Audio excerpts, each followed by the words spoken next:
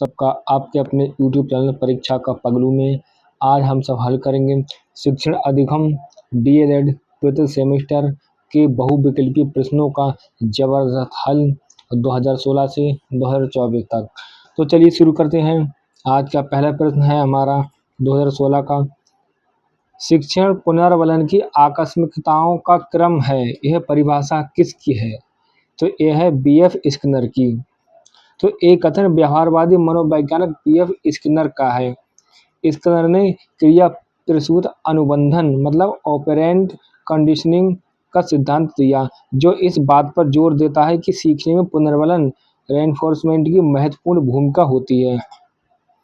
और अन्य विद्वानों की परिभाषा देखते हैं जो हमारे विकल्प में दिए गए हैं। देखिए, एलन गेज के अनुसार शिक्षण की परिभाषा, तो शिक्षण पारस्परिक प्रभावों का वह रूप है जिसका उद्देश्य दूसरे व्यक्ति की व्यवहार क्षमताओं में परिवर्तन लाना है। बीएफ स्किनर के अनुसार तो शिक्षण पुनर्वलन की आकस्मिकताओं का क्रम है। बीओ स्मिथ के अनुसार शिक्षण उद्देश्य निर्देशित क्रिया है। केपी पांडे के अनुसार शिक्षण एक प्रभाव निर्देशित क्रिया है, यह एक विशिष्ट विषय वस्तु के संरचना सहित सीखने वाले पर प्रभाव डालता है। अगला प्रश्न देखिए, शिक्षण का मूलभूत सिद्धांत है, तो क्रियाशीलता का भी सिद्धांत है, शिक्षण का मूलभूत सिद्धांत, आगमन विधि का भी सिद्धांत है और अन्वेषण का भी सिद्धांत है। तो सही उत्तर हो जाएगा उपयुक्त सभी। प्रभावी शिक्षण के लिए कई सिद्धांतों का पालन करना आवश्यक है।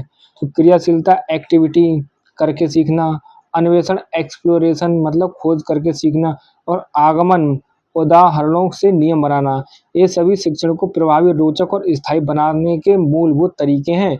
इसलिए ये सभी शिक्षण के मूलभूत सिद्धांतों के अंतर्गत आते हैं। अगला प्रश्न, शिक्षण का सर्वाधिक महत्वपूर्ण उद्देश्य है, तो उपयोगी ज्ञान प्रदान कर सर्वांगीण विकास करना। तो जो हमारा विद्यार्थी होता है उसको उपयोगी ज्ञान प्रदान करना और उसका सर्वांगीण विकास करना शिक्षण का सर्वाधिक महत्वपूर्ण उद्देश्य है। सर्वांगीण विकास ऑलराउंड डेवलपमेंट का अर्थ है बालक के सभी पक्षों शारीरिक, मानसिक, बौद्धिक, भावनात्मक, सामाजिक और आध्यात्मिक का संतुलित विकास करना। शिक्षण का अंतिम लक्ष्य केवल ज्ञान देना नहीं, बल्कि उस ज्ञान को बालक के जीवन के सभी पहलुओं में लागू करके उसे एक सफल और संतुलित व्यक्ति बनाना है। तो यह शिक्षा का सबसे व्यापक और महत्वपूर्ण उद्देश्य है। अगला प्रश्न, व्यक्तिगत संप्रेषण का उद्देश्य है, तो छात्रों में व्यक्तिगत विभिन्नताएं होती हैं, तो ये भी उद्देश्य है। बालकों की विशिष्ट योग्यताओं और व्यक्तिगत का विकास होता है, ये भी उद्देश्य है। साधारण बालकों के लिए व्यक्तिगत शिक्षण आवश्यक है, ये भी उद्देश्य है। तो उपयुक्त सभी सही आंसर हो जाएगा। तो व्यक्तिगत संप्रेषण इंडिविजुअल कम्युनिकेशन या व्यक्तिगत शिक्षण इंडिविजुअलाइज इंस्ट्रक्शन का उपयोग तब किया जाता है जब कक्षा में छात्रों की आवश्यकता और स्तर अलग अलग होते हैं। अगला प्रश्न देखिए, पूर्ण से अंश की ओर का शिक्षण सूत्र आधारित है, पूर्ण से अंश की ओर आधारित है गेस्टाल्ट मनोविज्ञान पर। गेस्टाल्ट मनोविज्ञान, गेस्टाल्ट साइकोलॉजी का मूल सिद्धांत है कि व्यक्ति किसी भी वस्तु को पहले पूर्ण होल रूप में देखता है और बाद में उसके अंशों पार्ट्स को। तो यह सूत्र शिक्षण में भी लागू होता है, जहां शिक्षक पहले पाठ का संपूर्ण परिचय देता है और फिर उसके भावों की व्याख्या करता है। अगला प्रश्न, बचाव निदान का उच्चतम स्तर है, यह कथन है, तो यह कथन है रॉस का। तो बचाव निदान का उच्चतम स्तर है, यह कथन रॉस का है। ये बताता है कि एक बार जब शैक्षिक समस्याओं का निदान डायग्नोसिस कर लिया जाता है तो सबसे प्रभावी कदम प्रिवेंशन होता है। बचाव का अर्थ है समस्याओं को उत्पन्न होने से पहले ही पहचानना और समाधान करना, जो समस्या समाधान का सबसे प्रभावी या उच्चतम स्तर है। अगला प्रश्न, क्रियापरक शिक्षण विधि का अर्थ है, तो छात्र का स्वयं की क्रिया के द्वारा ज्ञान प्राप्त करना क्या है? क्रियापरक शिक्षा विधि का अर्थ। देखिए आगे व्याख्या, क्रियापरक शिक्षण एक्टिविटी बेस्ड लर्निंग या करके सीखना, लर्निंग बाय डूइंग वह सिद्धांत है जहाँ छात्र निष्क्रिय श्रोता न रहकर स्वयं क्रिया एक्टिविटी करके अनुभव प्राप्त करता है। ये अधिगम को स्थायी और अर्थपूर्ण बनाता है। अगला प्रश्न, प्रस्तावना कौशल का प्रमुख घटक है, तो उचित श्रृंखलाबद्धता प्रस्तावना कौशल का प्रमुख घटक है। प्रस्तावना कौशल इंट्रोडक्शन स्किल में प्रश्न हमेशा छात्रों के पूर्व ज्ञान से जुड़े होते हैं और एक तार्किक क्रमबद्धता में नए ज्ञान की ओर बढ़ते हैं। यदि प्रश्नों में उचित श्रृंखलाबद्धता मतलब प्रॉपर सीक्वेंसिंग नहीं होगी तो छात्र नए पाठ के लिए मानसिक रूप से तैयार नहीं हो पाएंगे। ये प्रस्तावना कौशल का सबसे महत्वपूर्ण गुण है। अगला प्रश्न देखिए क्या हमारा, कहानी कहने में क्रमबद्ध घटनाओं के वर्णन पर ध्यान रखा जाता है। एक किस प्रकार की शिक्षण प्रविधि है? ठीक है, तो ये एक वर्णन प्रविधि है। ठीक है, तो कहानी कहने का मुख्य कार्य घटनाओं, दृश्यों या अनुभवों का क्रमबद्ध रूप से वर्णन मतलब डिस्क्रिप्शन करना होता है ताकि छात्र उस अनुभव से जुड़ सकें। हालांकि कहानी कथन स्वयं में एक प्रविधि है, लेकिन इस संदर्भ में घटनाओं के क्रमबद्ध वर्णन पर ध्यान देने के कारण यह वर्णन प्रविधि मतलब नरेशन टेक्निक के अंतर्गत आता है। अगला प्रश्न देखिए क्या है हमारा, गणित किट के कौन कौन से उपकरण हैं? तो देखिए कौन कौन से उपकरण हमारे गणित किट के उपकरण। तो डोमिनोज क्या है? गणित किट का उपकरण है। तो गणित किट मैथ्स किट में वे उपकरण आते हैं जो गणितीय सिद्धांतों को मूर्त रूप से समझने में मदद करते हैं। डोमिनोज का उपयोग संख्या पहचान, गिनती, जोड़ और समरूपता जैसे गणितीय विचारों को सिखाने के लिए किया जाता है। बीकर और कलम क्या है? विज्ञान प्रयोगशाला के उपकरण हैं। अगला प्रश्न, तर्कात्मक क्रम से शिक्षण कराने से स्थायी एवं ठोस होता है तो अधिगम। तो तर्कात्मक क्रम से शिक्षण कराने से स्थायी एवं ठोस होता है क्या? अधिगम। तर्कात्मक तर्कात्मक क्रम लॉजिकल सीक्वेंस का अर्थ है शिक्षण को ऐसे क्रम में प्रस्तुत करना जो सीखने वाले के लिए स्वाभाविक हो, जैसे सरल से कठिन और ज्ञात से अज्ञात। जब ज्ञान तार्किक रूप से व्यवस्थित होता है तो छात्र उसे आसानी से समझ पाते हैं और वह ज्ञान की स्मृति में स्थायी एवं ठोस परमानेंट कंक्रीट के रूप से स्थापित हो जाता है। यही अधिगम लर्निंग की प्रक्रिया है। अगला प्रश्न, संप्रेषण के लिए कक्षा का वातावरण होना चाहिए तो सौहार्दपूर्ण होना चाहिए। प्रभावी संप्रेषण इफेक्टिव कम्युनिकेशन के लिए ये आवश्यक है कि छात्र और शिक्षक सहज महसूस करें और बिना किसी डर या संकोच के अपने विचार व्यक्त कर सकें। तो सौहार्दपूर्ण कंडक्टिव फ्रेंडली वातावरण छात्रों को बोलने, प्रश्न पूछने और विचार साझा करने के लिए प्रोत्साहित करता है, जिससे शिक्षण अधिगम प्रक्रिया सुधरती है। सौहार्दपूर्ण ये सही है, सहज और महत्वपूर्ण वातावरण संप्रेषण को बढ़ावा देता है। नीरस क्या होता है? ये संप्रेषण को बाधित करता है। अनुशासनात्मक, तो अनुशासन आवश्यक है लेकिन अत्यधिक कठोर अनुशासन संप्रेषण को बाधित करता है। अगला प्रश्न, शिक्षण प्रक्रिया में समाहित प्रक्रिया होती है तो 3 होती हैं। तो शिक्षण प्रक्रिया को आमतौर त्रिध्रुवीय ट्राइपोलर प्रक्रिया माना जाता है जिसे 3 मुख्य घटक प्रक्रिया शामिल है। कौन कौन? शिक्षक टीचर जो सिखाता है, शिक्षार्थी जो सीखता है, पाठ्यक्रम विषय वस्तु जो सिखाया जाता है। ठीक, इस करिकुलम। और द्विध्रुवीय प्रक्रिया एडम्स की दी हुई है। ठीक है, और 3 ध्रुवीय प्रक्रिया जो हमने अभी देखी ये जॉन डेवी को दर्शाती है, जॉन डेवी ने दी है ये शिक्षण प्रक्रिया के लिए है। अगला प्रश्न, बच्चों से कदम ताल कराना, हाथ ऊपर नीचे कराना तथा दाएं बाएं मुड़ने के लिए कहना ये गतिविधियां हैं। तो ये क्या है? शारीरिक गतिविधियां। कदम ताल, हाथ ऊपर करना और दाएं बाएं मुड़ना ऐसी क्रिया हैं जिनमें शरीर की मांसपेशियां सीधे तौर पर शामिल होती हैं। तो ये सभी शारीरिक गतिविधियां फिजिकल एक्टिविटीज हैं जिनका उपयोग प्राथमिक स्तर पर बच्चों को सक्रिय रखने, शरीर को नियंत्रित करने और निर्देशों का पालन करने के लिए किया जाता है। अगला प्रश्न, उपचारात्मक शिक्षण का प्रमुख कार्य है तो दोषपूर्ण अध्ययन एवं अध्यापन के प्रभाव को दूर करना उपचारात्मक शिक्षण का प्रमुख कार्य है। उपचारात्मक शिक्षण रेमेडियल टीचिंग निदान डायग्नोसिस के बाद किया जाता है। इसका मुख्य कार्य छात्रों को सीखने में कठिनाइयों के मूल कारण जो दोषपूर्ण अध्ययन या अध्यापन के कारण हो सकते हैं उनका पता लगाना और उन कमियों को दूर करने के लिए विशेष उपाय करना है। 2017 को पहला प्रश्न, शिक्षण अधिगम हेतु दिया गया उद्दीपन मार्गदर्शन दिशाबोध और प्रोत्साहन है। यह कथन किसका है? तो एक कथन है बर्टन का। तो एक परिभाषा बर्टन द्वारा दी गई है। उनके अनुसार शिक्षण का सार छात्रों को सीखने के लिए उद्दीपन करना, सही दिशा में मार्गदर्शन करना और उनकी प्रगति के लिए प्रोत्साहित करना है। ये परिभाषा शिक्षण के प्रेरक पक्ष मतलब मोटिवेटिंग एस्पेक्ट पर जोर देती है। अगला प्रश्न, प्राचीन कालीन शिक्षण विधियां थीं तो प्राचीन कालीन शिक्षण विधियां कैसी थी? शिक्षक केंद्रित, प्राचीन काल में शिक्षक को ज्ञान का मुख्य स्रोत माना जाता था। शिक्षण का संपूर्ण नियंत्रण शिक्षक के हाथ में होता था और छात्र केवल निष्क्रिय श्रोता होते थे, मतलब खाली बैठ के सुनते थे वो। तो इसलिए प्राचीन शिक्षण विधियां मुख्य रूप से शिक्षण केंद्रित, मतलब टीचर सेंटर्ड थी। अगला प्रश्न, शिक्षण करते समय ध्यान रखना चाहिए। तो शिक्षण करते समय बच्चों की रुचि एवं मानसिक स्तर का ध्यान रखना चाहिए। प्रभावी शिक्षण की सबसे महत्वपूर्ण शिक्षक बाल मनोविज्ञान को ध्यान में रखे। बच्चों की रुचि, इंटरेस्ट और मानसिक स्तर, मेंटल लेवल को ध्यान में रखकर ही विषय वस्तु और विधि का चयन किया जाना चाहिए, अन्यथा अधिगम प्रभावी नहीं होगा। ये शिक्षण के मनोवैज्ञानिक सिद्धांतों का आधार है। अगला प्रश्न, शिक्षण को सुव्यवस्थित व प्रॉपर बनाने का माध्यम क्या है? शिक्षण विधियां। तो शिक्षण विधियां टीचिंग मेथड वे सुनियोजित तरीके हैं जिनके द्वारा शिक्षक विषय वस्तु को छात्रों तक पहुंचाता है। सही शिक्षण विधि का चुनाव करके ही शिक्षण को सुव्यवस्थित, सिस्टमैटिक और प्रभावपूर्ण इफेक्टिव बनाया जा सकता है। ठीक है। अगला प्रश्न, शिक्षण विधियां आधारित होती हैं। तो शिक्षण विधियां शिक्षण सूत्रों पर आधारित होती हैं।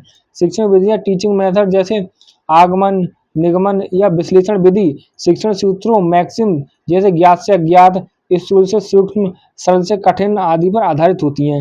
ये सूत्र शिक्षकों को बताते हैं कि ज्ञान को किस तार्किक और मनोवैज्ञानिक क्रम में प्रस्तुत करना है और विधियां इसी क्रम का उपयोग करती हैं। अगला प्रश्न देखिए क्या है, किंडरगार्टन शिक्षण पद्धति के जन्मदाता है। तो किंडरगार्टन शिक्षण पद्धति के जन्मदाता है फ्रोबेल। फ्रेडरिक फ्रोबेल ने किंडरगार्टन पद्धति का विकास किया, जिसका अर्थ है बच्चों का बगीचा। इस विधि में खेल, गीत और रचनात्मक गतिविधियों के माध्यम से बच्चों को पढ़ाया जाता है। फ्रोबेल कौन है? किंडरगार्टन पद्धति के जनक। मॉन्टेसरी, इन्हें मॉन्टेसरी पद्धति के जन्मदाता हैं। और हेलेन पार्कहर्स्ट डाल्टन पद्धति के जन्मदाता। और हर्बर्ट पंचपदी प्रणाली, 5 स्टेप थ्योरी के जन्मदाता।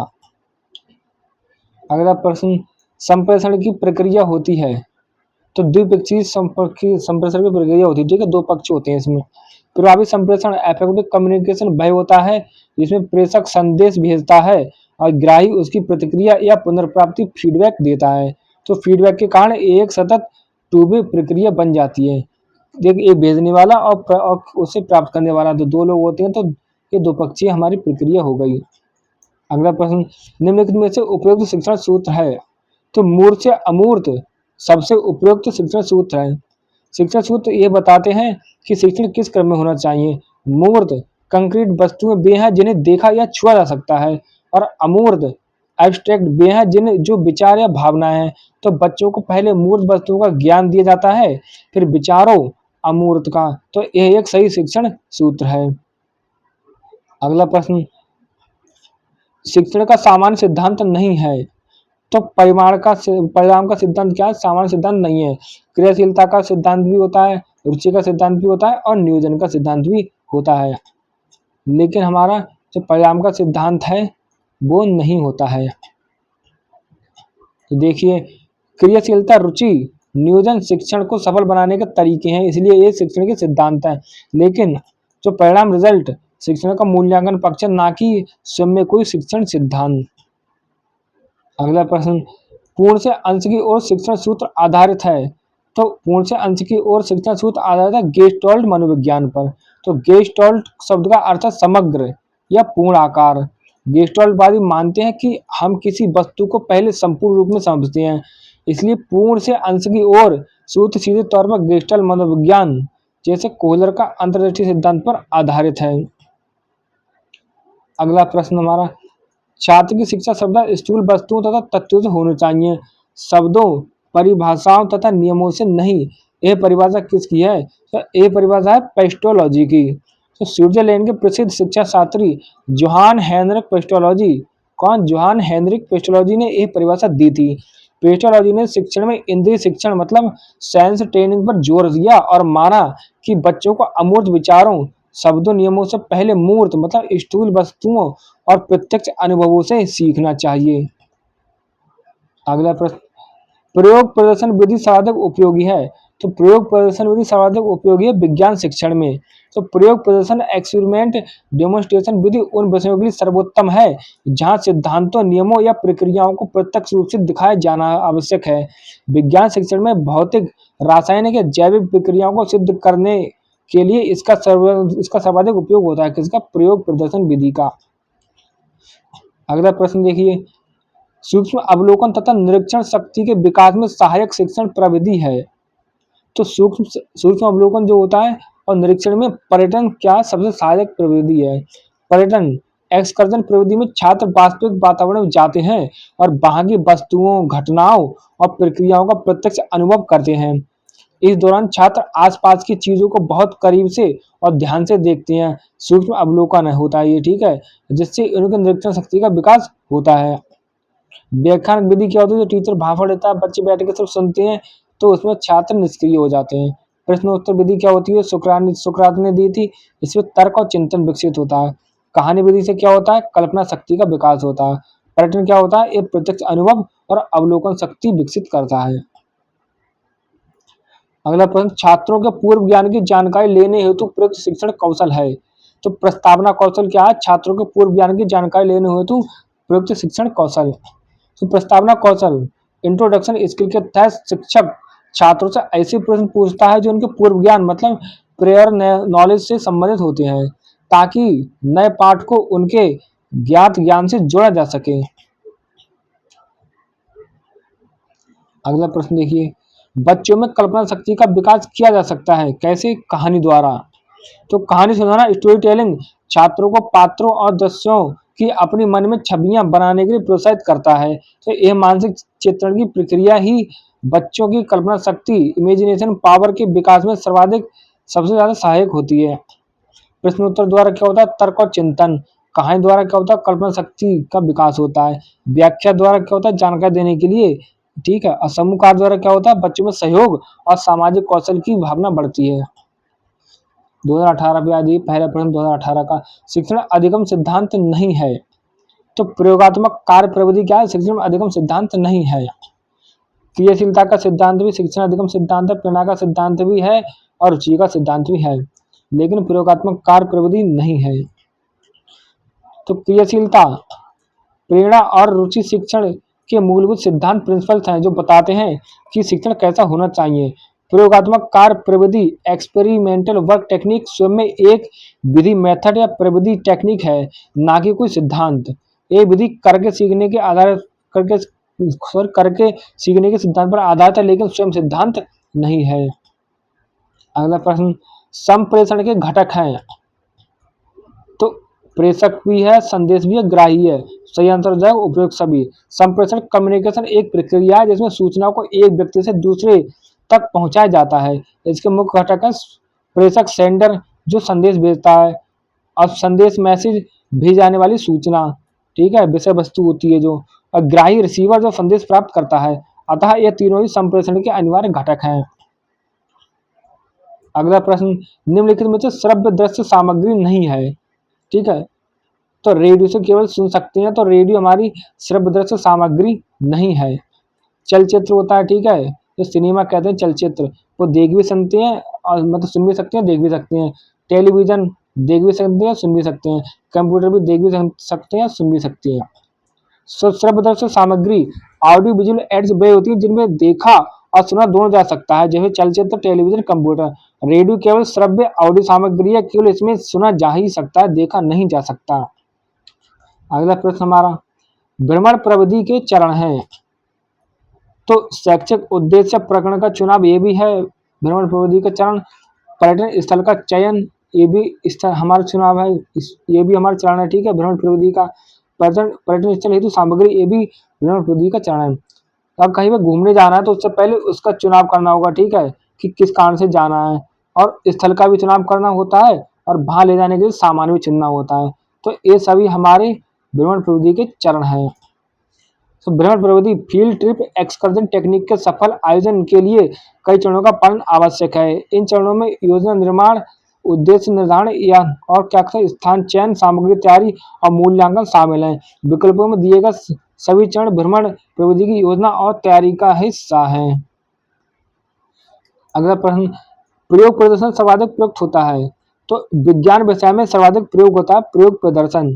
तो प्रयोग प्रदर्शन एक्सपेरिमेंट डेमोन्स्ट्रेशन एक शिक्षण विधि है जिसमें प्रयोगों को छात्रों के सामने प्रदर्शित किया जाता है ताकि वे सिद्धांतों और प्रक्रियाओं को प्रत्यक्ष रूप से देख सकें। विज्ञान साइंस विषय में प्राकृतिक नियमों और तथ्यों को सिद्ध करने के लिए प्रयोगों का सर्वाधिक उपयोग होता है। अगला प्रश्न हमारा, पाठ के प्रमुख तत्वों को बार बार दोहराना किस शिक्षण सिद्धांत के अंतर्गत आता है? तो ये आता है आवृत्ति सिद्धांत के अंतर्गत। तो आवृत्ति फ्रीक्वेंसी का अर्थ है किसी क्रिया या जानकारी को दोहराना। तो सीखने के मनोविज्ञान में तथ्यों को स्थायी स्मृति परमानेंट मेमोरी के रूप में लाने और उन्हें सुदृढ़ करने के लिए बार बार दोहराना आवृत्ति मतलब आवश्यक माना जाता है। प्रेरणा का सिद्धांत क्या होता है? छात्रों को प्रेरित करने से संबंधित होता है। ठीक है।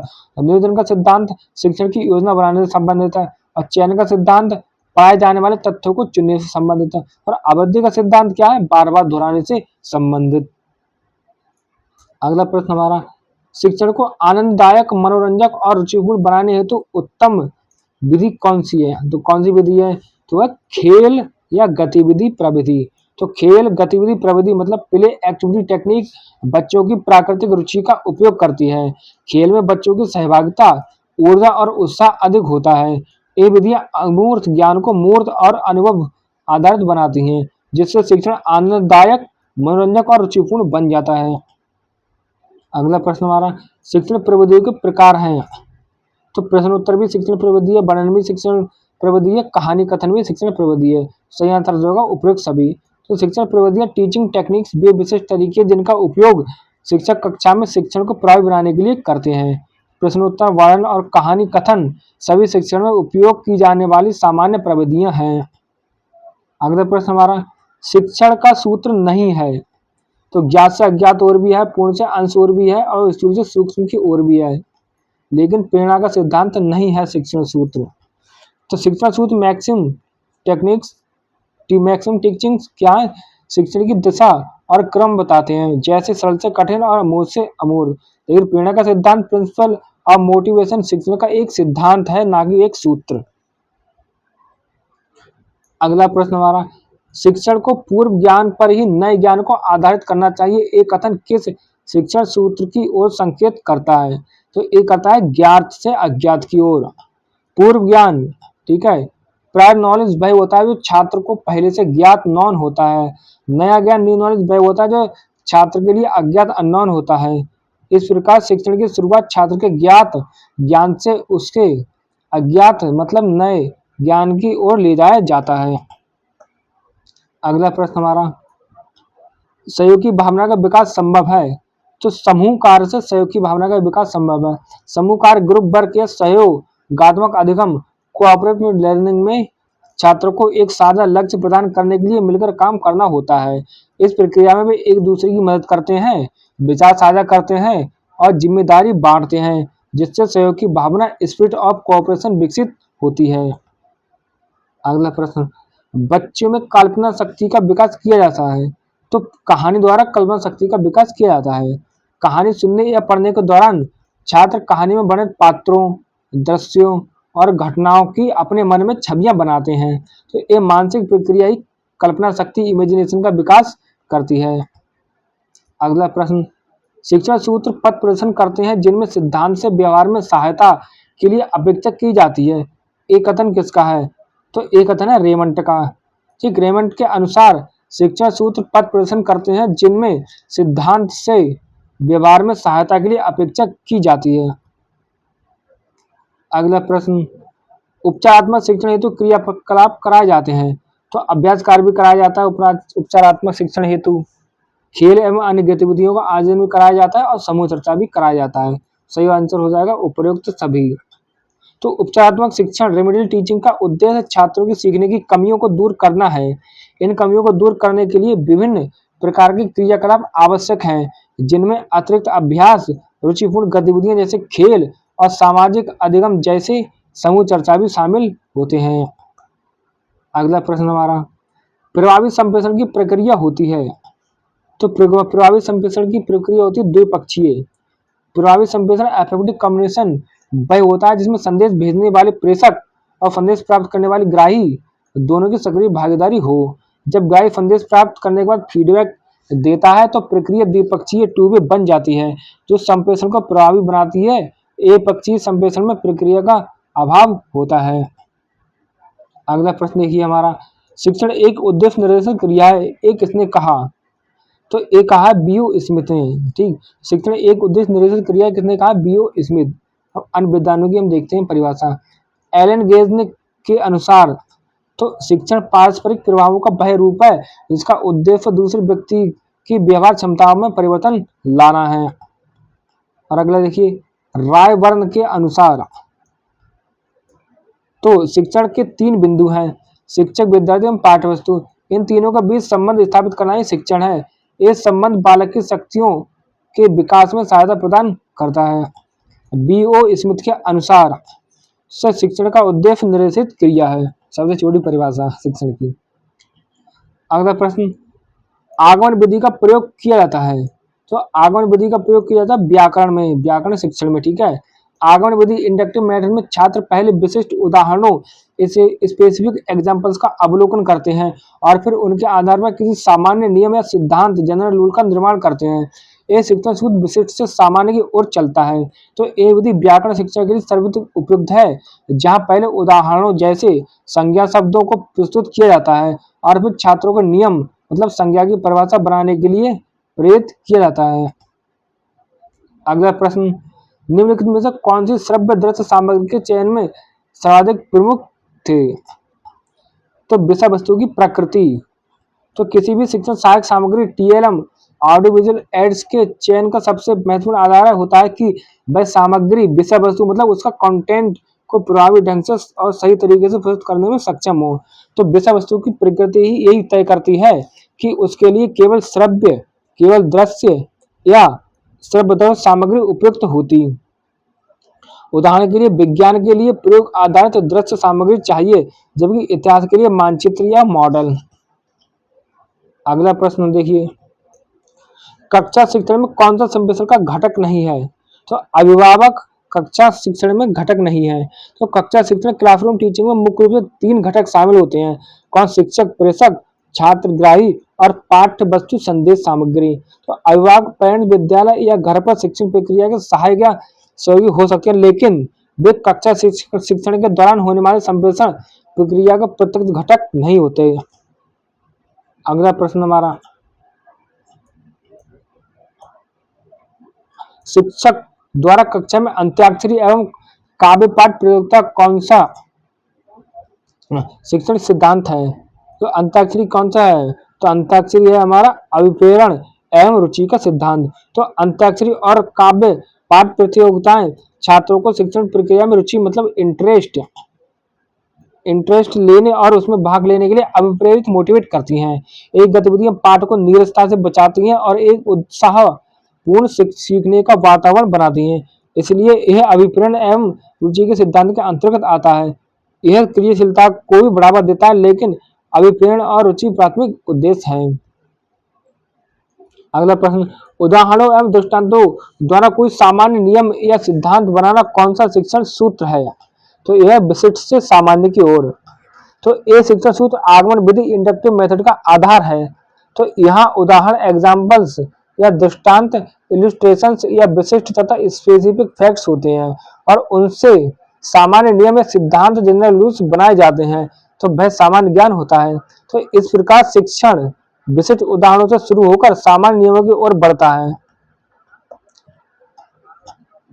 तर्कना और गलत ऑप्शन है। ठीक है, विशिष्ट से सामान्य की ओर यह सही है, जो उदाहरणों से नियम बनाने की प्रक्रिया है। अब विश्लेषण से संश्लेषण की ओर क्या देखिए, विश्लेषण मतलब तोड़ना और संश्लेषण मतलब जोड़ना और चिंतन के प्रकार हैं। संश्लेषण से विश्लेषण की ओर यह भी एक शिक्षण सूत्र है, लेकिन इसका उपयोग नियम बनाने में नहीं बल्कि जटिल पाठ को समझाने में होता है। अगला प्रश्न देखिए, पाठशाला विद्यालय को उद्यानिक संज्ञा किसने दी? तो विद्यालय को उद्यानिक संज्ञा दी फ्रॉबेल ने। फ्रेडरिक फ्रॉबेल ने अपनी शिक्षा प्रणाली को किंडरगार्टन का नाम दिया, जिसका अर्थ है बच्चों का बगीचा, गार्डन ऑफ चिल्ड्रन। अगला प्रश्न, छात्रों की अपने भावों एवं विचारों को व्यवस्थित ढंग से अभिव्यक्त करना किस प्रविधि में आता है? तो आता है वाद विवाद प्रविधि। वाद विवाद डिबेट डिस्कशन प्रविधि में छात्रों को किसी विषय के पक्ष या विपक्ष के व्यवस्थित ढंग से अपने विचारों और भावों को मौखिक रूप से प्रस्तुत करना होता है। यह प्रवृत्ति छात्रों को तार्किक रूप से सोचने और स्पष्ट रूप से बोलने का कौशल विकसित करने का अवसर देती है। सार्वविकल्पिक व्याख्या प्रश्नोत्तर प्रविधि यह तर्क और ज्ञान प्राप्ति में सहायक है, लेकिन व्यवस्थित अभिव्यक्ति में वाद विवाद बेहतर है।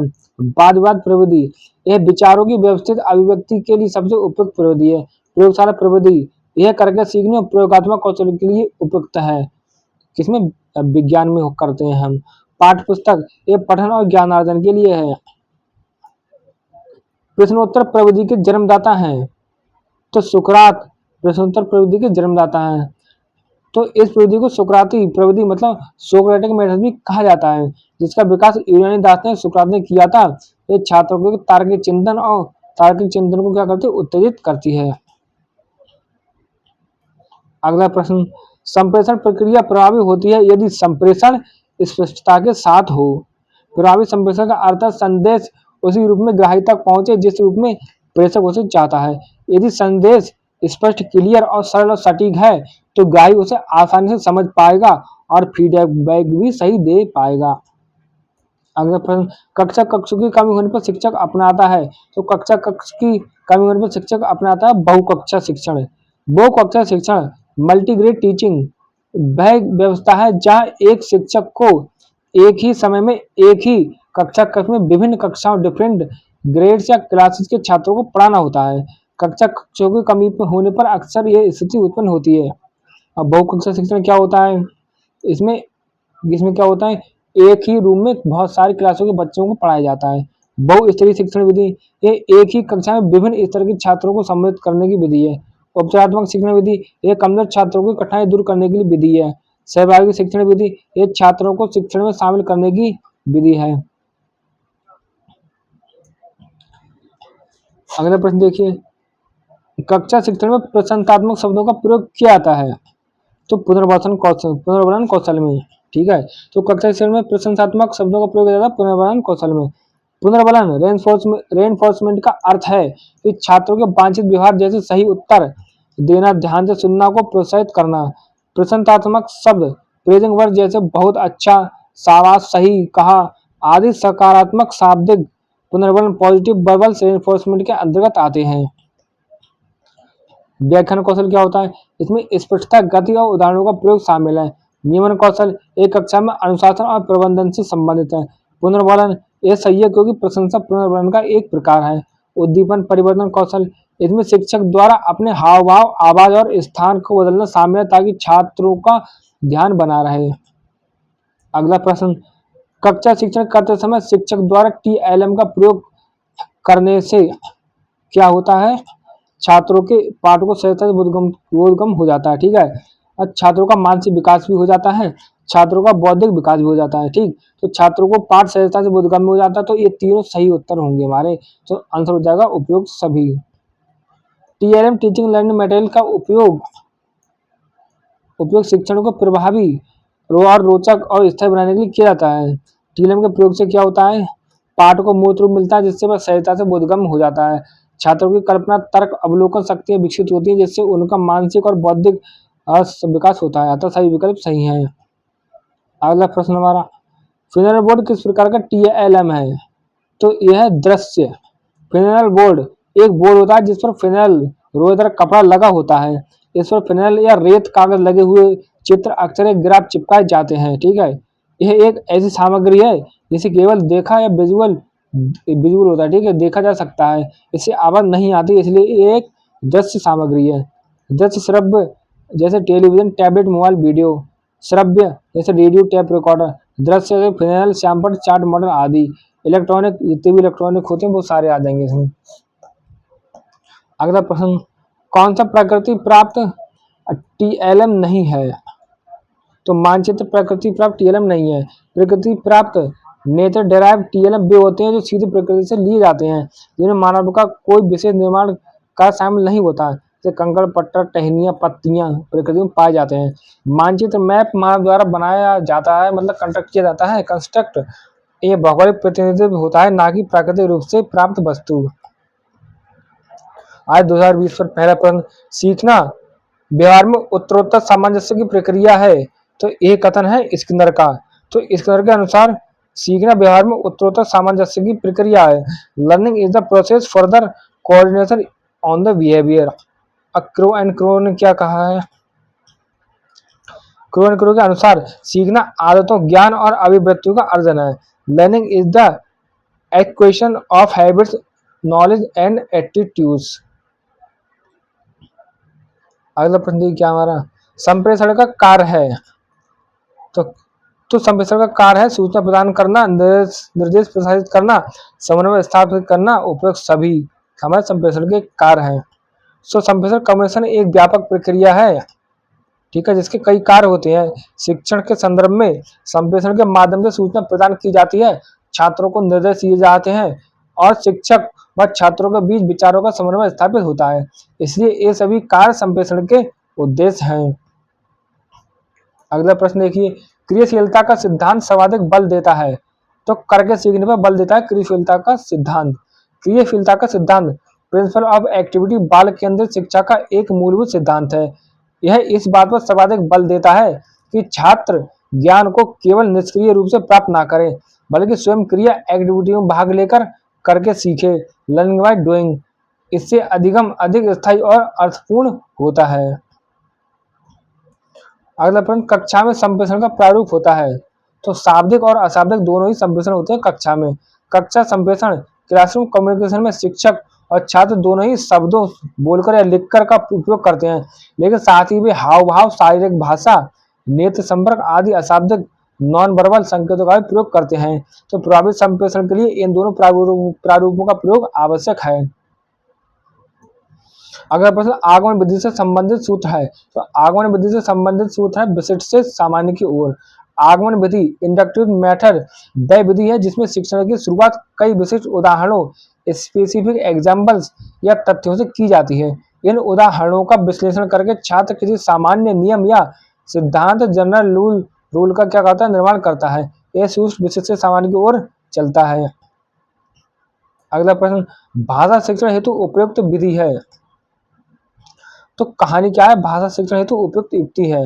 भाषा शिक्षण लैंग्वेज टीचिंग का उद्देश्य छात्रों में सुनने, बोलने, पढ़ने और लिखने की कौशल विकसित करना है।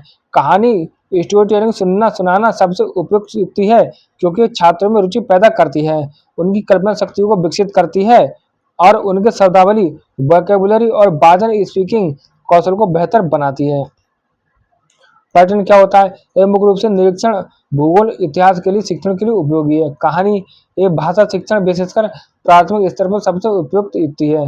वर्णन एक किसी तथ्य घटना को विस्तार से बताने की प्रविधि है। स्पष्टीकरण एक किसी जटिल विषय को सरल बनाने की युक्ति है। अगला प्रश्न, गेस्टाल्ट मनोविज्ञान पर आधारित शिक्षण सूत्र है। तो पूर्ण से अंश की ओर। तो गेस्टाल्ट का शब्द का अर्थ समग्र या संपूर्ण आकार होता है। गेस्टाल्ट मनोविज्ञान का सिद्धांत है कि हम किसी वस्तु को पहले उसके पूर्ण होल रूप में समझते हैं और फिर उसके अंशों पार्ट्स को देखते हैं। इसलिए शिक्षण में भी सबसे पहले महत्वपूर्ण विषय का अवलोकन कराया जाता है, फिर उसके हिस्सों की व्याख्या की जाती है। पूर्ण से अंश की ओर क्या, गेस्टाल्ट मनोविज्ञान पर आधारित। मूर्त से अमूर्त की ओर एक पेस्टोलॉजी के सिद्धांत पर आधारित सामान्य सूत्र है। ज्ञात से अज्ञात की ओर ये हार्वर्ड के सिद्धांत पर आधारित सूत्र है। सरल से जटिल की ओर यह एक सामान्य शिक्षण सूत्र है। अगला प्रश्न, प्रदर्शन युक्ति किस स्तर के छात्रों के लिए उपयोगी है। तो प्राथमिक स्तर के लिए प्रदर्शन युक्ति हमारी उपयोगी है। प्रदर्शन युक्ति डेमोन्स्ट्रेशन टेक्निक में शिक्षक किसी वस्तु मॉडल का प्रयोग को छात्रों के सामने प्रदर्शित करता है। प्राथमिक स्तर के छात्र अमूर्त एब्स्ट्रैक्ट विचारों को कम समझ पाते हैं, इसलिए उनके लिए मूर्त, कंक्रीट और दृश्य विजुअल प्रदर्शन सर्वाधिक उपयोगी होता है। माध्यमिक और उच्च स्तर में क्या होता है, व्याख्यान, चर्चा विधियां और तार्किक विश्लेषण शोध विधियां प्रभावी होती है। अगला प्रश्न, सहायक सामग्री का सर्वाधिक प्रयोग किया जाता है। ठीक है, विज्ञान में भी क्या आता है, गणित में भी, भूगोल में भी। सही आंसर हो जाएगा उपयुक्त सभी। तो शिक्षण सहायक सामग्री टीएलएम सभी विषयों के शिक्षण के लिए प्रभावी बनाती है। विज्ञान में प्रयोगों, मॉडलों द्वारा, गणित में ज्यामितीय आकृति और किट द्वारा और भूगोल में मानचित्र और ग्लोब द्वारा सहायक सामग्री का प्रयोग किया जाता है। इसलिए सहायक सामग्री का प्रयोग उपयोग सभी विषय में किया जाता है। अगला प्रश्न, बच्चे में कल्पना शक्ति का विकास होता है। तो कहानी द्वारा बच्चे में कल्पना शक्ति का विकास होता है। कल्पना शक्ति इमेजिनेशन पावर के विकास के लिए ये आवश्यक है कि छात्र अपने मन में छवि या इमेजेस बनाए। कहानियां स्टोरी सुनने के या पढ़ने के दौरान छात्र कहानी में बड़े दृश्यों, पात्रों और घटनाओं की कल्पना करते हैं, जिससे उनकी कल्पना शक्ति का सर्वाधिक विकास होता है। अगला प्रश्न, संप्रेषण के घटक हैं। तो प्रेषक भी है, संदेश भी है, ग्राही है। सही आंसर हो जाएगा उपयोग सभी। संप्रेषण कम्युनिकेशन एक प्रक्रिया है जिसमें सूचना का आदान प्रदान होता है। इसके मुख्य घटक हैं प्रेषक, सेंडर जो संदेश भेजता है, संदेश मैसेज जो भेजी जाने वाली सूचना, ग्राही रिसीवर जो संदेश प्राप्त करता है। इसलिए ये तीनों ही संप्रेषण के अनिवार्य घटक हैं। अगला प्रश्न, सूक्ष्म शिक्षण के जन्मदाता हैं। तो सूक्ष्म शिक्षण के जन्मदाता हमारा कौन है? सी एलन। सूक्ष्म शिक्षण माइक्रो टीचिंग पद्धति का विकास D.W. एलन ने 1960 के दशक में स्टैनफोर्ड विश्वविद्यालय में किया था। सूक्ष्म शिक्षण कौशलों सूक्ष्म क्या होता है? शिक्षण कौशलों को विकसित करने की एक तकनीकी है। फ्रेंडर्स इन्हें क्या किया? इन्हें अंतःक्रिया विश्लेषण मतलब इंटरेक्शन एनालिसिस पद्धति दी। C.W. एलन ये क्या है? यही सूक्ष्म शिक्षण की जन्मदाता है। एलन गेज उन्होंने शिक्षण के उद्देश्य इन्होंने क्या कहा? शिक्षण को उद्देश्य निर्देशित क्रिया कहा है। स्किनर इन्होंने पुनर्वर्ण और क्रिया प्रस्तुत अनुबंधन सिद्धांत दिया है। पाठ योजना का प्रथम बिंदु है। तो पाठ योजना का प्रथम बिंदु है उद्देश्य कथन। पाठ योजना लेसन प्लान में सबसे पहले सामान्य और विशिष्ट उद्देश्यों ऑब्जेक्टिव्स को लिखा जाता है। शिक्षण को उद्देश्य निर्देशित बनाने के लिए एक प्रथम और आवश्यक बिंदु है। हार्वर्ड की पंचपदीय प्रणाली में पहला चरण तैयारी प्रिपरेशन होता है, जिसके बाद उद्देश्य कथन आता है। हालांकि आधुनिक पाठ योजना में उद्देश्यों को सबसे पहले सूचीबद्ध किया जाता है, जिसके बाद प्रस्तावना या तैयारी के प्रश्न आते हैं। फिर भी एक सुव्यवस्थित पाठ योजना की शुरुआत हमेशा उद्देश्य कथन से होती है, क्योंकि यही बताता है कि हम क्या हासिल करने जा रहे हैं। अगला प्रश्न, शिक्षण के कितने चरण होते हैं? तो शिक्षण के 3 चरण होते हैं। ठीक है, शिक्षण को एक त्रिध्रुवीय प्रक्रिया माना जाता है। इसके 3 प्रमुख चर वेरिएबल्स या ध्रुव होते हैं, जो शिक्षण के चरण पहलुओं को निर्धारित करते हैं। ठीक है, तो शिक्षक स्वतंत्र चर होता है, शिक्षक जो का क्या करता है? शिक्षण करता है। शिक्षार्थी छात्र आश्रित चर होता है, जिसका विकास होता है। पाठ्यक्रम या वातावरण मध्यम चर होता है, जिसके माध्यम से अंतःक्रिया होती है। अगला प्रश्न, दृश्य सामग्री है, मतलब जैसे हम केवल देख सकते हैं तो वह श्यामपट्ट। तो दृश्य सामग्री वह होती है जिसे केवल देखा जा सकता है। श्यामपट्ट ब्लैक बोर्ड सबसे बुनियादी और सर्वाधिक उपयोग की जाने वाली दृश्य सामग्री है, क्योंकि इसे केवल देखा जा सकता है। ग्रामोफोन ये केवल श्रव्य मतलब सुनने वाली सामग्री है। चलचित्र फिल्म मूवी ये श्रव्य और दृश्य दोनों सामग्री है। श्यामपट्ट ये केवल दृश्य सामग्री है। लिंगुआ फोन ये भाषा सीखने के लिए उपयोग होने वाली श्रव्य सामग्री है। आज 2022 पर ब्लूम के अनुसार शिक्षण के उद्देश्य हैं। तो ज्ञानात्मक उद्देश्य भी है, भावात्मक उद्देश्य भी है और क्रियात्मक भी उद्देश्य भी है। तो सही आंसर हो जाएगा उपयोग सभी। तो BS ब्लूम ने 1956 में शैक्षिक उद्देश्यों का वर्गीकरण मतलब टैक्सोनॉमी ऑफ एजुकेशनल ऑब्जेक्टिव प्रस्तुत किया। तो यह वर्गीकरण सीखने के 3 डोमेन पर आधारित है। कौन कौन से? ज्ञानात्मक कॉग्निटिव ज्ञान समझ आता है इसमें, भावात्मक अफेक्टिव ठीक है भावनाएं और मूल दृष्टिकोण आते हैं इसमें, और क्रियात्मक मनोगत्यात्मक मतलब साइकोमोटर कोनेटिव शारीरिक कौशल। शिक्षण के उद्देश्य में इन 3 पक्षों का विकास शामिल है।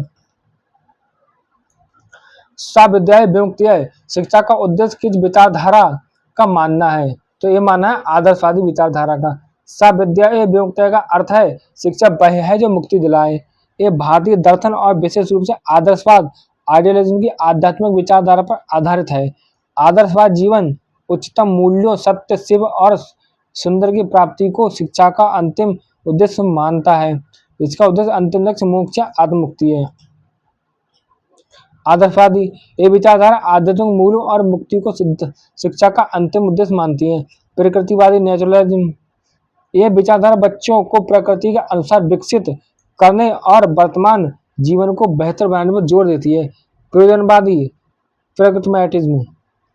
प्रैग्मैटिज्म क्या करता है? देखो, ये विचारधारा करके सीखने लर्निंग बाय डूइंग और समस्या समाधान प्रॉब्लम सॉल्विंग को महत्व देती है, जिसका उद्देश्य व्यवहारिक जीवन को सफल बनाना है। अस्तित्ववादी एक्जिस्टेंस क्या अस्तित्ववादी क्या है? एग्जिस्टेंशियलिज्म ये विचारधारा व्यक्ति की स्वतंत्रता, व्यक्तिगत पसंद और स्वयं के अर्थ मीनिंग को खोजने पर जोर देती है। अगला प्रश्न देखिए क्या है? गेस्टल्ट मनोवैज्ञानिक सिद्धांत पर आधारित शिक्षण सूत्र है, तो है पूर्ण से अंश की ओर। तो गेस्टल्ट शब्द का अर्थ समग्र या संपूर्ण आकार का होता है।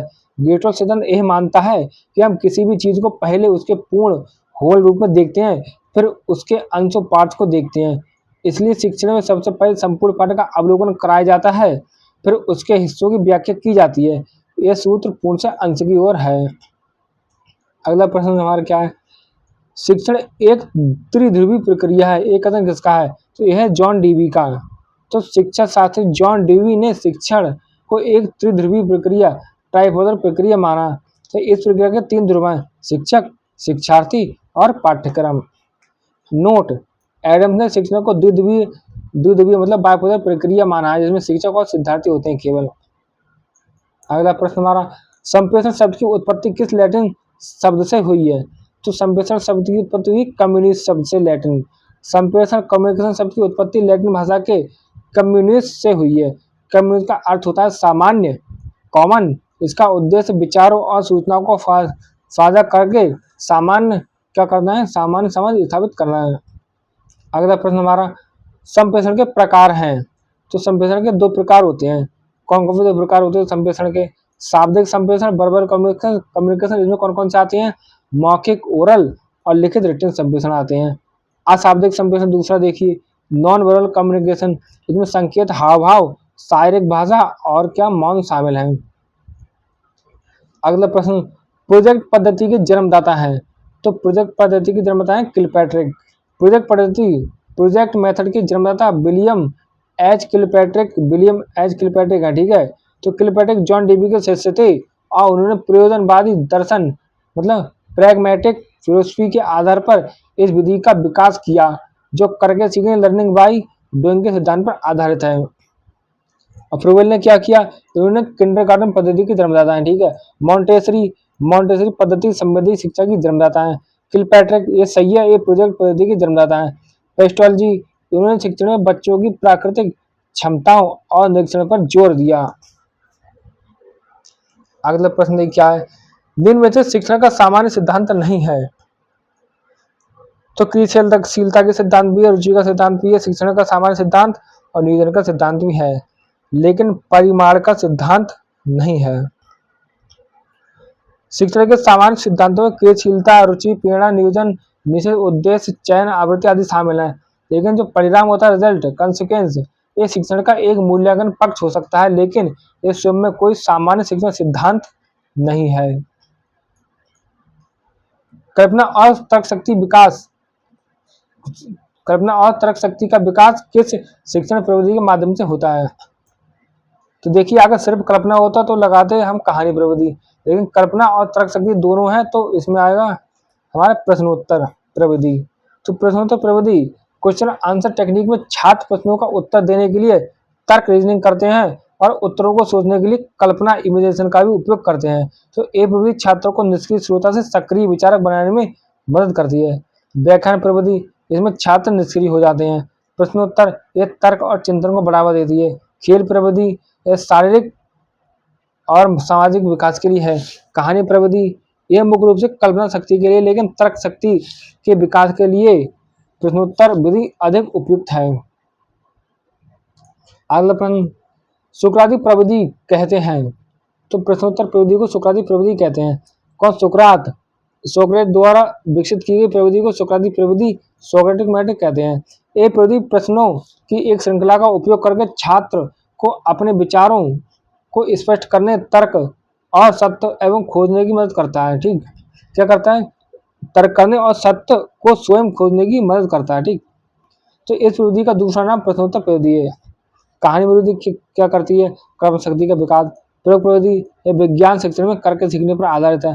प्रश्नोत्तर, ये सही है, ये सुकराती प्रविधि है। ठीक है, विश्लेषण विधि, एक किसी विषय को हिस्से में तोड़कर समझने की प्रक्रिया है। अगला प्रश्न, शिक्षक केंद्रित शिक्षण में शिक्षा का केंद्र बिंदु होता है। तो शिक्षक केंद्रित शिक्षण में शिक्षा का केंद्र बिंदु कौन होता है? हमारा शिक्षक कौन होता है? शिक्षक केंद्रित शिक्षण टीचर सेंटर में एक ऐसा उपक्रम है जिसमें शिक्षक की शिक्षण प्रक्रिया का मुख्य नियंत्रक और ज्ञान का मुख्य स्रोत होता है। शिक्षक सक्रिय होता है और छात्र निष्क्रिय होते हैं। ठीक है, तो सही आंसर हो जाएगा हमारा शिक्षक। शिक्षक केंद्रित है तो शिक्षक ही इसमें केंद्र बिंदु होगा शिक्षा का। अगला प्रश्न हमारा, सूक्ष्म शिक्षण पद्धति के जन्मदाता हैं। तो सूक्ष्म शिक्षण पद्धति के जन्मदाता डी एलन। तो सूक्ष्म शिक्षण माइक्रो टीचिंग पद्धति का विकास 1960 में दशक में कहा? स्टैनफोर्ड विश्वविद्यालय में D.W. एलन, ठीक है, D.W. एलन ने किया था। तो भारत में सूक्ष्म शिक्षण को लोकप्रिय बनाने का श्रेय B.K. पासी को जाता है, लेकिन जनक डी एलन ही है। डी एलन ये सही है, इन्हें सूक्ष्म शिक्षण का जनक माना जाता है। स्किनर, इन्होंने क्रिया प्रसूत अनुबंधन का सिद्धांत दिया। B.K. पासी, भारत में सूक्ष्म शिक्षण पर काम किया इन्होंने। रायबर्न, उन्होंने शिक्षण की परिभाषा दी है। अगला प्रश्न हमारा, पाठ प्रस्तावना कौशल का आधार बिंदु है। तो पूर्व ज्ञान पाठ प्रस्तावना कौशल का आधार बिंदु है। प्रस्तावना कौशल इंट्रोडक्शन स्किल का उद्देश्य छात्रों के पूर्व ज्ञान प्रिय नॉलेज को नए पाठ से जोड़ना होता है। प्रस्तावना पत्र हमेशा छात्रों को पहले से अर्जित ज्ञान पर आधारित होते हैं ताकि नया ज्ञान स्थायी और अर्थपूर्ण हो सके। अगला प्रश्न देखिए क्या है हमारा, व्याख्यान विधि में छात्र बने रहते हैं। तो व्याख्यान विधि में छात्र बने रहते हैं निष्क्रिय। व्याख्यान लेक्चर मेथड में शिक्षक मुख्य रूप से बोलता है और छात्र केवल सुनते हैं, तो उनकी भागीदारी सीमित होती है, इसलिए वे निष्क्रिय श्रोता बने रहते हैं। अगला प्रश्न हमारा, अधिगम का अर्थ है। तो अधिगम का अर्थ है सीखना। तो लर्निंग, अधिगम का शाब्दिक अर्थ सीखना होता है। मनोविज्ञान में अधिगम को अनुभव और प्रशिक्षण के माध्यम से व्यवहार में अपेक्षाकृत स्थायी परिवर्तन के रूप में परिभाषित किया गया है। जबकि लक्ष्य प्राप्त करना, व्यवहार करना अधिगम का परिणाम हो सकता है, लेकिन इसका मूल अर्थ सीखना है। अगला प्रश्न, शिक्षण एक त्रिध्रुवीय प्रक्रिया है। एक कथन किसका है? जॉन डीवी का। जॉन डीवी ने शिक्षा को एक त्रिध्रुवीय ट्राइपोलर प्रक्रिया मानते हैं। इन तीनों ध्रुवों में शिक्षक, टीचर्स, शिक्षार्थी, स्टूडेंट और पाठ्यक्रम विषय वस्तु मतलब करिकुलम सब्जेक्ट मैटर शामिल हैं। तो उनके अनुसार इन तीनों के बीच अंतःक्रिया इंटरेक्शन ही शिक्षण की प्रक्रिया को पूर्ण कर दिया। एडम्स ने शिक्षण को, देखो नोट देखिए, एडम्स ने शिक्षण को द्विध्रुवीय मतलब बाइपोलर प्रक्रिया माना जिसमें शिक्षक और शिक्षार्थी शामिल होते हैं। अगला प्रश्न देखिए, किस शिक्षा शास्त्री ने शिक्षा को संपूर्ण जीवन माना? तो स्पेंसर ने क्या माना है? शिक्षा को संपूर्ण जीवन माना है। ठीक है, अब देखिए सभी परिभाषा देखेंगे सभी की। टीपी नन के अनुसार शिक्षा बच्चे के व्यक्तित्व का पूर्ण विकास है ताकि वह अपनी सर्वोत्तम क्षमता के अनुसार मानव जीवन में मौलिक योगदान दे सके। जॉन लॉक के अनुसार बालक में सद्गुण, बुद्धिमान, सदाचरण तथा सीखने की शक्ति का विकास करना ही शिक्षा है। यह शिक्षा का उद्देश्य ऐसा मनुष्य बनाना है जो शरीर से स्वस्थ, बुद्धि से प्रबुद्ध और आचरण से सद्गुण, आचरण से क्या हो? सद्गुणी हो। अब देखिए हमारे स्पेंसर जो सही उत्तर है उनका पूरा नाम क्या होगा? हार्वर्ड स्पेंसर के अनुसार क्या होगा? शिक्षा संपूर्ण जीवन है। आदि शंकराचार्य के अनुसार सा विद्याए विमुक्तिः, शिक्षा वह है जो मुक्ति दिलाए। अगला प्रश्न, संप्रेषण शब्द का लैटिन वर्ड कम्युनिस का आशय है। तो कम्युनिस का आशय क्या है? सामान्य। तो संप्रेषण कम्युनिकेशन शब्द की उत्पत्ति लैटिन शब्द कम्युनिस या कम्युनिकेटर से हुई है। तो लैटिन में कम्युनिस का अर्थ सामान्य, कॉमन या मिलकर करना होता है, टू शेयर। तो संप्रेषण का उद्देश्य सूचनाओं, विचारों और भावनाओं को इस तरह से साझा करना है कि वे प्रेषक और ग्राही दोनों के लिए सामान्य, कॉमन या बोधगम्य हो। अगला प्रश्न, संप्रेषण के तत्व हैं। ठीक है, तो संदेश भी है, माध्यम भी है, श्रोता भी है, तीनों ही संप्रेषण के तत्व हैं। संप्रेषण एक गतिशील प्रक्रिया है जिसमें कई तत्व शामिल होते हैं। मूल रूप से इसमें प्रेषक, सेंडर, संदेश, मैसेज, ठीक है, और ग्राही, रिसीवर शामिल होते हैं। इसके अलावा माध्यम, चैनल, मीडियम, एनकोडिंग, डिकोडिंग, पुनर्प्राप्ति, फीडबैक और शोर नॉइज भी महत्वपूर्ण है। तो विकल्पों में दिए गए सभी तत्व, संदेश, माध्यम और श्रोता संप्रेषण प्रक्रिया के अनिवार्य भाग हैं। अगला प्रश्न, पूर्ण से अंश की ओर शिक्षण किस सिद्धांत पर आधारित है? तो ये आधार है गेस्टाल्ट सिद्धांत पर। तो गेस्टाल्ट मनोविज्ञान, गेस्टाल्ट साइकोलॉजी इस सिद्धांत पर आधारित है कि हम किसी वस्तु को पहले समग्र होल रूप में समझते हैं, ना कि उसके अलग अलग हिस्सों में। जैसे हम एक पेड़ को पहले पेड़ के रूप में देखते हैं, फिर उसकी पत्तियों, तने और जड़ों को देखते हैं। इसलिए पूर्ण से अंश की ओर शिक्षण सूत्र इसी गेस्टाल्ट सिद्धांत पर आधारित है, जिसका अर्थ है शिक्षण की शुरुआत विषय वस्तु के समग्र परिचय से होनी चाहिए और फिर उसके छोटे छोटे हिस्सों अंशों को समझना चाहिए।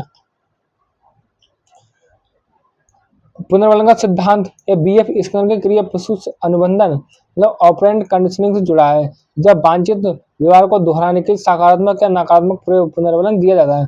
क्रिया प्रसूत सिद्धांत इसे बीएफ स्किनर ने दिया था। इसका संबंध अधिगम्य व्यवहार के पड़ावों से है, ना कि पूर्ण से अंश के शिक्षण से। गेस्टाल्ट का सिद्धांत यह सही है। गेस्टाल्ट का अर्थ है समग्र या पूर्ण या संपूर्ण आकार होता है, तो पूर्ण से अंश की ओर सूत्र पर आधारित है। उद्दीपन अनुक्रिया सिद्धांत एसआर थ्योरी ये थॉर्नडाइक और पावलोव के सिद्धांत से जुड़ा है, जो सीखने को उद्दीपन मतलब स्टिमुलस और क्या कहते हैं अनुक्रिया मतलब रिस्पॉन्स के बीच के संबंध के रूप में देखते हैं। अगला प्रश्न, प्रश्नोत्तर प्रविधि के जनक हैं। तो प्रश्नोत्तर प्रविधि के जनक है हमारे सोक्राट। कौन? सोक्रात।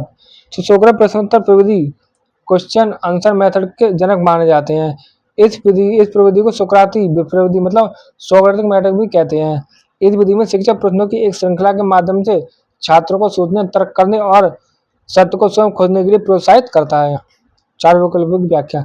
सोक्रात यही प्रश्नोत्तर विधि के जनक हैं। प्लेटो सोक्रात का शिष्य, जिन्होंने शिक्षण के लिए संवाद विधि मतलब डायालेक्टिक मेथड का समर्थन किया। अरस्तु प्लेटो के शिष्य, जिन्होंने आगमन इंडक्टिव और निगमन डिडक्टिव विधि पर जोर दिया। जॉन डीवी, उन्होंने शिक्षण को त्रिदिवीय प्रक्रिया माना और प्रयोजनवाद मतलब प्रैग्मेटिज्म व करके सीखना लर्निंग बाय डूइंग पर जोर दिया। अगला प्रश्न हमारा, निदान की प्रक्रिया से संपादित होता है। तो क्या होता है इससे? समस्या पहचान। तो निदान डायग्नोसिस का अर्थ होता है सीखने की समस्याओं के कारणों को पहचानना और जानना। ठीक है। तो शैक्षिक निदान की वही प्रक्रिया है इसके द्वारा छात्रों को सीखने में आने वाली कठिनाइयों या कमियों का पता लगाया जाता है। ठीक है। समस्या की पहचान जैसे छात्र गणित में क्यों कमजोर है, उसके बाद ही उपचारात्मक शिक्षण रेमेडियल टीचिंग के माध्यम से क्या होता है समस्या समाधान किया जाता है। ठीक है। इसलिए निदान का मुख्य कार्य पहचान है। अगला प्रश्न, सूक्ष्म शिक्षण में से कौन से तत्व का समावेश नहीं है? ठीक है। तो सूक्ष्म शिक्षण में क्या होता है? सूक्ष्म समय मतलब कम समय होता है। सूक्ष्म कक्षा का आकार मतलब छोटी कक्षा होती है, बहुत कम बच्चे होंगे। अभ्यास आधार शिक्षण होता है। ठीक, ये सही है। अब इस आगे है जी हाँ, गलत आंसर क्या होगा हमारा? बृहद पाठ्यवस्तु। बृहद माने होता है बड़ा, तो बड़े पाठ्यवस्तु कहाँ होती है? सूक्ष्म तो सूत होती है, सूक्ष्म होती है पाठ्यवस्तु। तो सूक्ष्म शिक्षण माइक्रो टीचिंग क्या होता है? देखो, एक प्रशिक्षण तकनीक है जिसमें शिक्षण को लघु रूप मतलब मिनी ऑर्गेनाइज्ड फॉर्म में किया जाता है। इस प्रक्रिया में सूक्ष्म समय मतलब 5 से 10 मिनट, सूक्ष्म कक्षा आकार 5 से 10 छात्र और किसी एक शिक्षण कौशल पर केंद्रित लघु पाठ्यवस्तु मतलब स्मॉल माइक्रो कंटेंट का उपयोग किया जाता है। जबकि बृहद क्या होता है? बड़ी पाठ्यवस्तु का समावेश सूक्ष्म शिक्षण में नहीं होता, बल्कि इसके विपरीत लघु पाठ्यवस्तु का उपयोग होता है। अगला प्रश्न, पाठशाला विद्यालय को उदाहरण की संज्ञा दी। तो दिए फ्रोबेल ने। फ्रेडरिक फ्रोबेल ने किंडरगार्टन क्या शिक्षा की प्रणाली का विकास किया। किंडरगार्टन का शाब्दिक अर्थ है बच्चों का बगीचा या उद्यान। तो फ्रोबेल ने विद्यालय स्कूल को उद्यान, गार्डन या शिक्षक को और क्या करा? देखो, विद्यालय को कहा है उनने गार्डन, ठीक है, और शिक्षक को माना है उनने माली और बच्चों को माना है उनने पौधा, तो जिनका पोषण और विकास किया जाना चाहिए। हार्वर्ड, उन्होंने शिक्षण के लिए पंचपदी प्रणाली मतलब हार्वर्डियन स्टेप्स दी। मॉन्टेसरी, इन्होंने बच्चों के संवेदी प्रशिक्षण मतलब सेंसरी ट्रेनिंग और स्वशिक्षा मतलब सेल्फ एजुकेशन पर जोर दिया। फ्रोबेल, इन्होंने क्या किया? विद्यालय को उद्यान की संज्ञा दी है। फ्रैंकलिन, ये शिक्षण विधियों के संदर्भ में प्रासंगिक नहीं है। अगला प्रश्न, व्याख्यान विधि में छात्र बने रहते हैं तो निष्क्रिय रहते हैं व्याख्यान विधि में। व्याख्यान विधि लेक्चर मेथड शिक्षक केंद्रित मतलब टीचर सेंटर्ड विधि है, जहाँ शिक्षक बोलता है और छात्र केवल सुनते हैं। इस विधि में छात्रों की भागीदारी, प्रश्न पूछने या करके सीखने का अवसर बहुत कम होता है, इसलिए अधिकांश समय छात्र श्रोता के रूप में निष्क्रिय बने रहते हैं। अगला प्रश्न, प्राचीन काल में शिक्षण विधियां थी तो प्राचीन काल में शिक्षण विधियां थी शिक्षक केंद्रित। प्राचीन काल शिक्षण एंशिएंट टीचिंग में शिक्षक की भूमिका सर्वोपरि होती थी। शिक्षक ही ज्ञान का एकमात्र स्रोत होता था और वह अपनी इच्छा अनुसार व्याख्यान, उपदेश या पाठ्य पुस्तकों के माध्यम से पढ़ाता था। छात्र केवल आज्ञाकारी श्रोता होते थे, इसलिए प्राचीन विधियां मुख्य रूप से शिक्षक केंद्रित होती थी। अगला प्रश्न, प्रस्तावना का संबंध है। प्रस्तावना का संबंध है पूर्व ज्ञान से। प्रस्तावना कौशल, इंट्रोडक्शन स्किल या प्रस्तावना प्रश्न का मुख्य उद्देश्य छात्रों को पूर्व ज्ञान, प्रायर नॉलेज को नए पाठ से जोड़ना होता है। ये प्रश्न छात्रों को नए पाठों के लिए मानसिक रूप से तैयार करने, उनकी रुचि जगाने के लिए ये जानने पूछे जाते हैं कि उन्हें विषय के बारे में पहले से क्या पता है। नए ज्ञानों को पूर्व ज्ञान पर आधारित करना शिक्षण का महत्वपूर्ण सूत्र भी है। अगला प्रश्न देखिए हमारा, बच्चों में कल्पना शक्ति का विकास किया जा सकता है तो कहानी द्वारा किया जा सकता है। कल्पना शक्ति का विकास, तो कल्पना शक्ति इमेजिनेशन पावर के विकास के लिए यह आवश्यक है कि छात्र अपने मन में छवियां बना सकें। कहानी सुनाना, स्टोरी टेलिंग एक ऐसी प्रविधि है जहाँ क्या करता है, शिक्षक घटनाओं, पात्रों और दृश्यों का वर्णन करता है और छात्र अपने मन में उन दृश्यों की परिकल्पना करते हैं, ठीक है, जिससे उनकी कल्पना शक्ति का विकास होता है। समूह कार्य द्वारा क्या होता है, ये सहयोग और सामाजिक कौशल के विकास में सहायक है। व्याख्यान द्वारा क्या होता है, यह मुख्य रूप से तथ्यों और जानकारी देने के लिए है, ठीक है, ये कल्पना, इसमें क्या होता है, कल्पना का अधिक उपयोग नहीं होता है। कहानी द्वारा क्या होता है, ये सही है क्योंकि कहानी में वर्णित दृश्यों की कल्पना करने से कल्पना शक्ति का विकास होता है। प्रश्नोत्तर द्वारा यह तर्क और विचार शक्ति के विकास में सहायक है। अगला प्रश्न देखिए क्या, देखिए पाठ के प्रमुख तथ्यों को बार बार दोहराना किस शिक्षण सिद्धांत के अंतर्गत आता है, तो ये आता है आवृत्ति के अंतर्गत, ठीक है। तो आवृत्ति फ्रीक्वेंसी का अर्थ होता है किसी कार्य तत्व को बार बार दोहराना, रिपीटेशन। शिक्षा मनोविज्ञान का अनुसार किसी भी तत्व को स्थायी रूप से याद रखने और उसे सीखने के लिए उसका बार बार दोहराया जाना बहुत आवश्यक है। तो शिक्षण का यह सिद्धांत स्मृतियों को मजबूत करता है।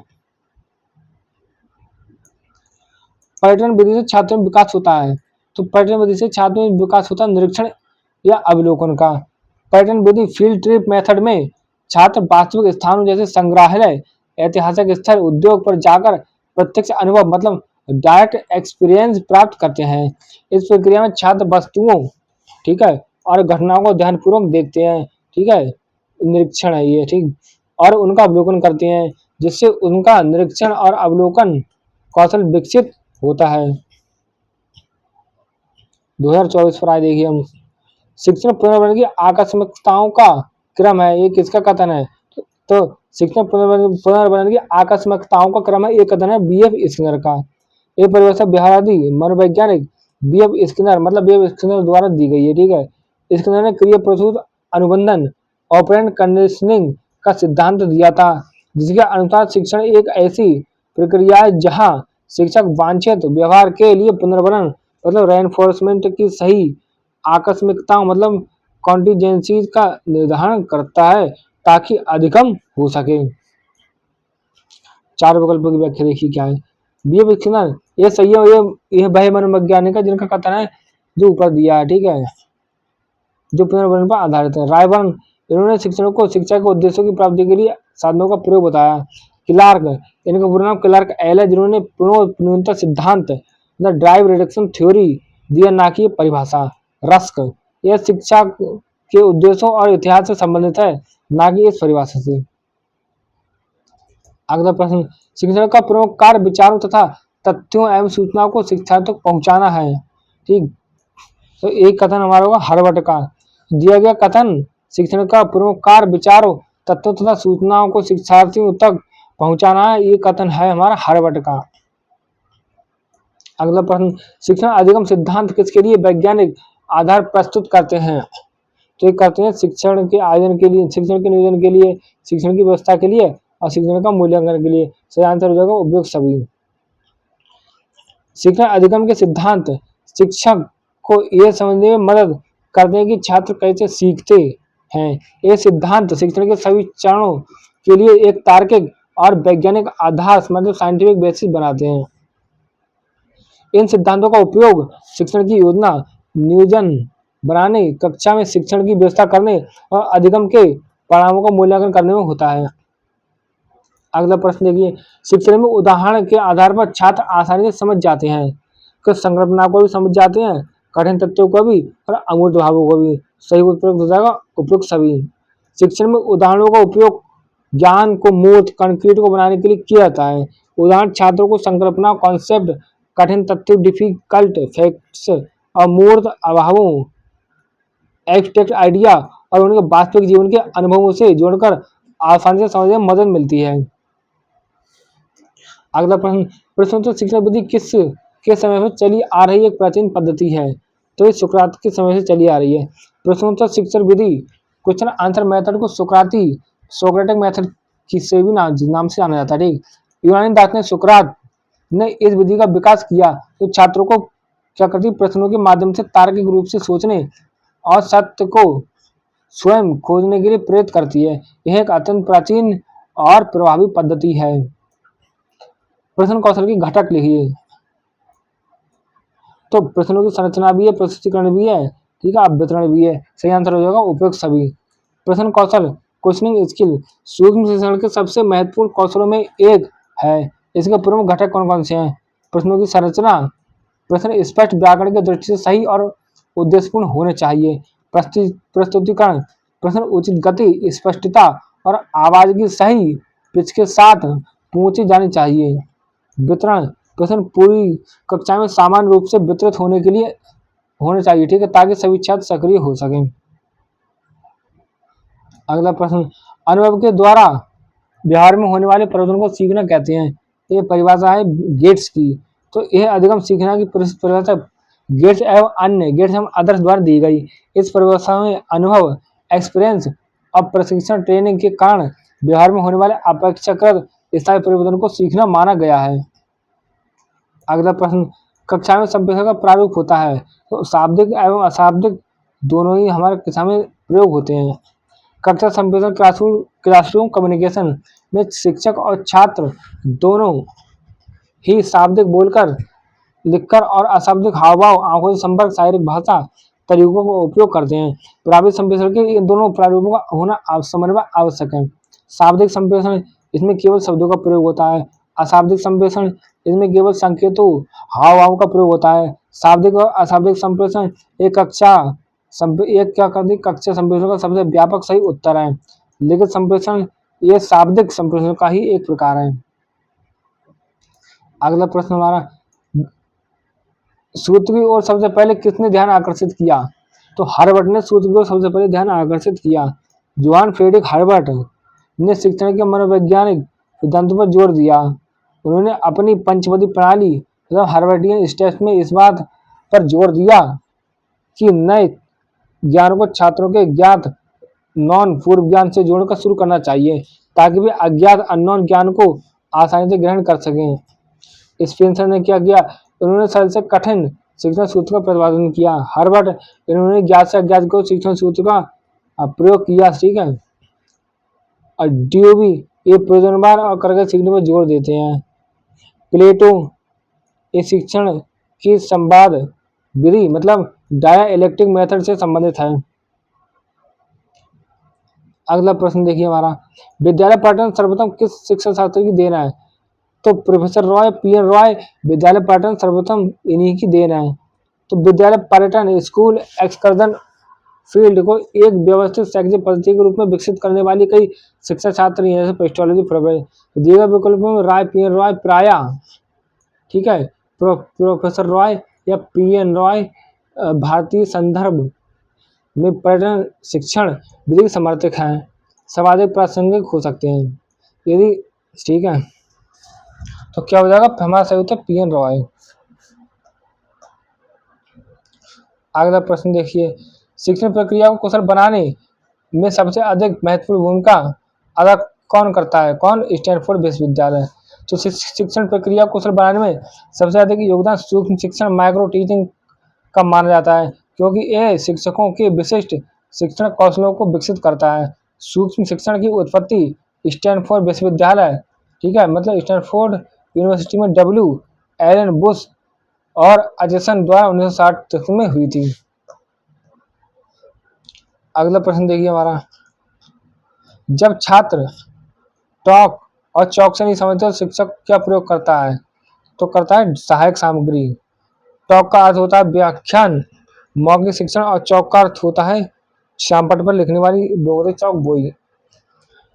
जब छात्र इन पारंपरिक तरीकों केवल बोलना और लिखना पर नहीं समझता तो शिक्षक शिक्षण को मूर्त, कंक्रीट और रोचक बनाने के लिए शिक्षक सहायक सामग्री मतलब टीचिंग एड्स जैसे मॉडल चार्ट टीएलएम का प्रयोग करता है।